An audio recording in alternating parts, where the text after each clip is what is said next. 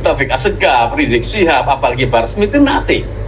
Jadi jangkar utama dan benteng terakhir mereka adalah Habib Lutfi. Kenapa ini tidak kebaca? Karena halus. Kenapa halus? Karena jalur yang dipakai itu adalah jalur dakwah, jalur yang selama ini sakral, jalur majelis taklim dan semacamnya, menghindari jalur politik. Padahal ini politik dengan P besar. Awalnya memang sekilas kita membaca bahwa gerakan Habaib itu 100% wilayah soal dakwah Islam. Bicara soal keislaman, keagamaan, atau bahkan lebih sempit dari itu, soal sufisme belaka. Kenapa? Karena ditampilkan ke publik itu adalah Maulid Rasul sepanjang tahun.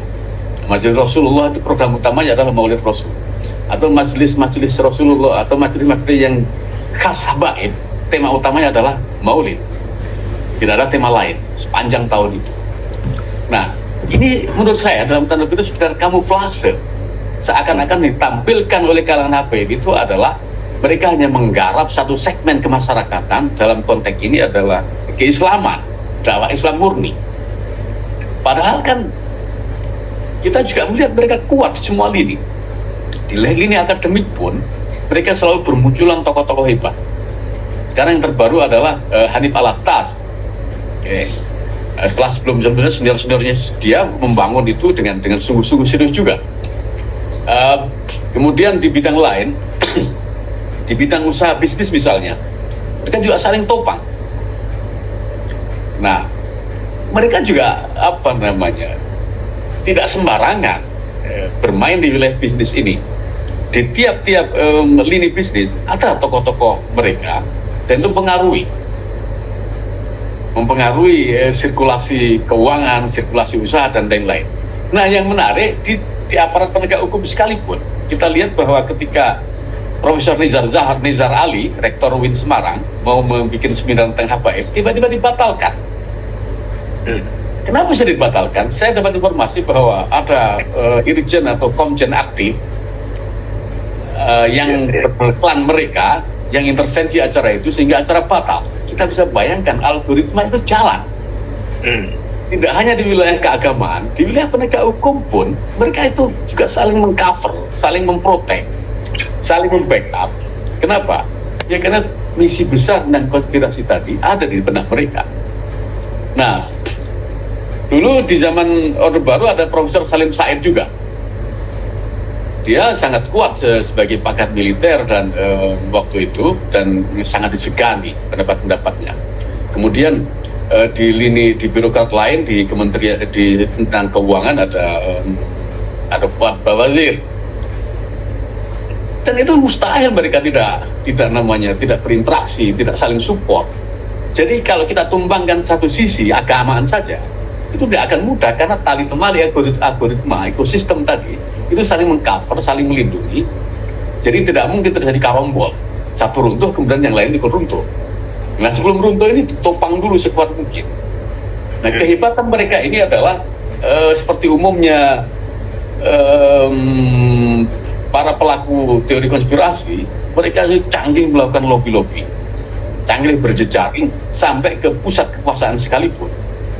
Dan di atas semua itu mereka bisa memetakan dinamika perpolitikan nasional D2D atau yang kontemporer, sehingga memudahkan untuk check in di dalamnya. Jadi tidak mudah untuk meruntuhkan sekelas PBNU sekalipun menurut saya. Ya, baik. Dr.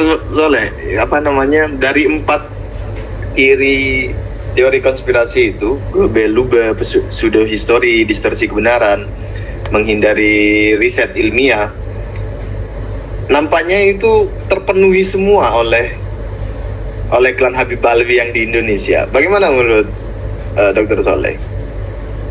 Iya, saya setuju sekali dengan kesimpulan Rifki tadi. Dan itu bukan ketepatan ya.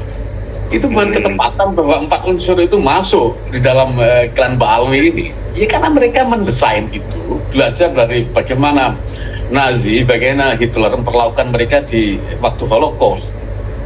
Nah, bisa saja kalau ini negara masuk gitu kan, kemudian backup katakanlah Keramat Raya, walaupun dalam bentuk lain itu bisa terjadi. Kalau ini terbuka bahwa mereka melakukan globalisme, kebohongan besar. Mereka melakukan pseudo history, kisah palsu. Mereka menghindari riset dan kajian ilmiah. Kemudian mereka melakukan distorsi kebenaran. Kalau kemudian pemegang polisi keagamaan dalam ini negara, dalam ini Kementerian Agama, mengambil alih itu dari orang-orang partikelir seperti Kiai Imad, Kiai Gus Fuad Feret, kemudian Gus Abbas Bundet dan semacamnya, bisa saja mini holocaust lah minimal itu akan terjadi. Toh di masyarakat mereka ini sudah terjepit. Jadi ini bulan depan ada Hall Solo ya. Solo. Nah, kita lihat itu prototipenya seperti apa. Apakah terjadi pergeseran dari sebelumnya dan pada saat nanti itu bisa jadi ukuran. Samping Hall Solo, kemudian Hall Gresik. Kemarin kan setelah hallnya Habib Soleh Tanggul Jember terjadi pidato yang split dari anaknya Kiai Habib, anaknya Habib Soleh, terjadi polemik tajam. Nah, apakah ada split nanti di Hall Solo? Nah, yang ingin saya katakan begini, jadi sekelas Ketua Robito, Taufik Assegaf itu sebenarnya nothing dibanding Habib Lutfi. Gitu ya? Nothing. Habib Taufik Assegaf, Rizik Syihab, apalagi Barsmi itu nothing. Jadi jangkar utama dan benteng terakhir mereka adalah Habib Lutfi. Jadi kalau PBNU bisa menghadapi Habib Lutfi secara vis-a-vis, itu PBNU luar biasa. Itu sama kayak Hitler menghadapi Depengkot Jerman pada waktu itu. Narasi ini mungkin agak hiperbolis ya, tetapi kita lihat ke depan seperti apa. Karena persis sekali, mirip sekali. Kalau menggunakan teori konspirasi itu awalnya memang relasi antara Hitler dan komunitas Yahudi Jerman. Hitler mengidentifikasi Yahudi Jerman itu kebohongan besar, kemudian pseudo history, menghindari riset, dan terakhir distorsi kebenaran. Itu plug ya, atau prototype atau copy paste dari itu. Ini apa namanya, orang jarang menyadari padahal ini dilakukan secara sistemik. Kalau istilahnya pemilu itu ya SM gitu, terstruktur gitu. Iya. Itu loh. Kenapa ini tidak kebaca? Karena halus. Kenapa halus? Karena jalur yang dipakai itu adalah jalur dakwah, jalur yang selama ini sakral, jalur majelis taklim dan semacamnya, menghindari jalur politik. Padahal ini politik dengan P besar. Iya. Politik dalam P kecil ini. Dokter Soleh, apa itu saya tadi merasa tergelitik dengan frasa mini holocaust begitu. Itu berapa persen itu akan terjadi kira-kira nih melalui kalkulasi rasional, bukan ini ya, bukan kita memastikan itu akan terjadi, tetapi kira-kira seperti 2045 begitu kan, kita bisa proyeksikan 2045 Indonesia akan menjadi Indonesia emas. Syaratnya begini gitu kan. Nah, kira-kira mini holocaust itu bagaimana itu?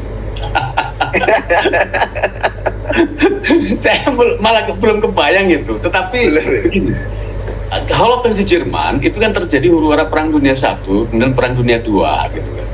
Artinya apa? Ada revolusi di situ.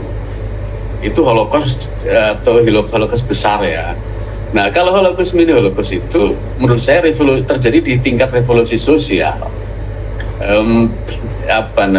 Intinya adalah kalau holocaust itu kan terjadi pengusiran besar-besaran dari wilayah, dari sebuah teritorial. Nah, kalau mini holocaust itu saya maksudkan adalah mereka terusir bukan dari teritorial, tapi mereka terusir dari ruang publik atau ruang sosial, dari public space atau social space.